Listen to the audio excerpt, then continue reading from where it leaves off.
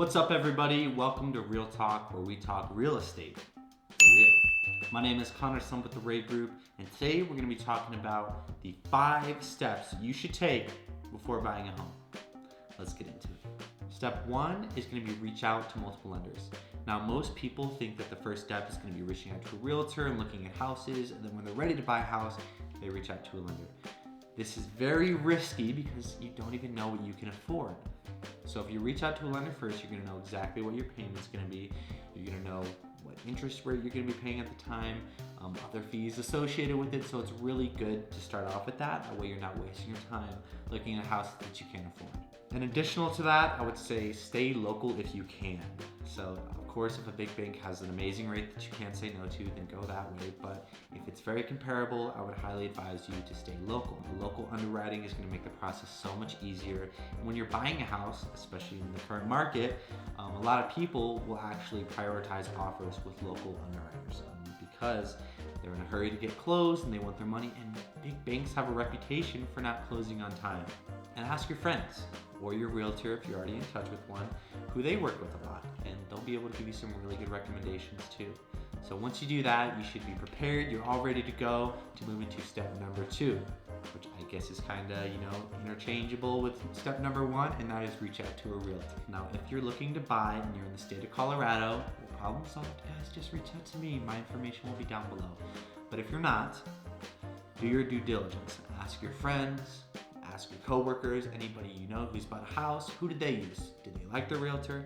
Read reviews, go on Google, do your due diligence, and make sure that you are getting a good realtor.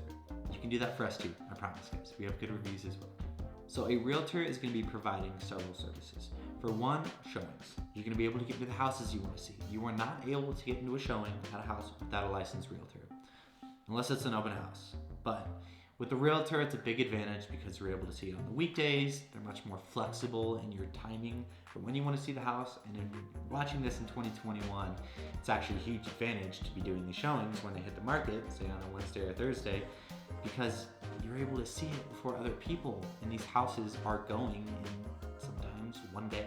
So you might even miss the house if you're waiting for the open house that was scheduled and it didn't even make it to that.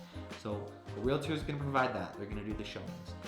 They're also working in your best interest. They're going to negotiate. Once you're ready to buy a house, they are going to be negotiating on your behalf. They want you to get the best deal and the best terms so you are the happiest when you buy a house.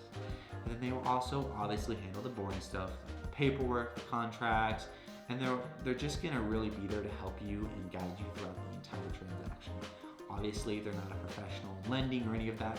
They typically have a good amount of information to steer you in the right direction or answer some simple questions you may have. Step number 3. Now this one isn't as fun, guys, but it is stop looking for that unicorn listing. Now I get it. You have this long list of things you've always dreamed of in your first house. Now please, crumble it into a ball and throw it into the trash.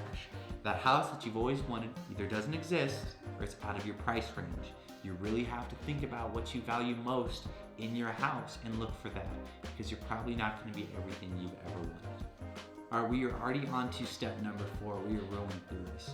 Well, step number 4 is going to be persistent.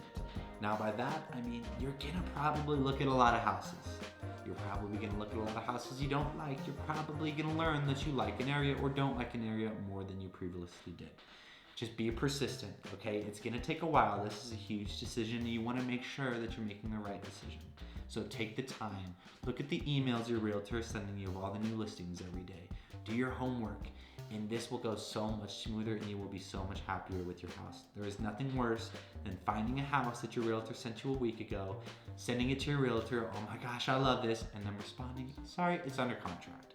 Because I've had that happen quite a few times just this year. So please do your homework, be persistent, check the emails or Zillow, however you're doing it with your realtor every single night, and you will be so much happier with where you end up. All right, we are already on to step number 5, which is don't get emotional.